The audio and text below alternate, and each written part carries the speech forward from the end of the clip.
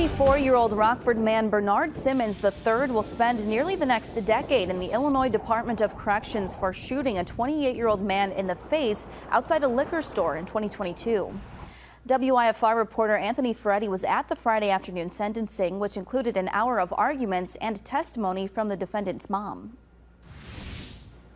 Simmons will spend the next 11 years in the Illinois Department of Corrections for shooting a 28-year-old man after an argument on April 6, 2022 at a liquor store on Broadway in Rockford. Simmons pled guilty in late June to aggravated battery. Judge Brendan Maher dismissed the other two charges. Simmons' mom testified in Friday's sentencing, saying one of Bernard's younger brothers was shot in the face and killed near his house almost a decade ago, and that Simmons takes anger management classes to cope with this. Prosecutor David Smith then read a victim impact statement from the man who was shot, saying this senseless act of violence has had a negative impact on my life, including facial paralysis and PTSD. Simmons read a statement of his own, saying he takes 100% responsibility for his actions and asked for a second chance.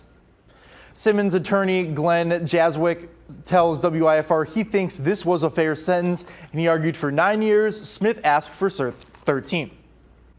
Thank you, Anthony. And Simmons must serve 85% of his sentence and will get more than 2 years of credit for time served in the Winnebago County Jail.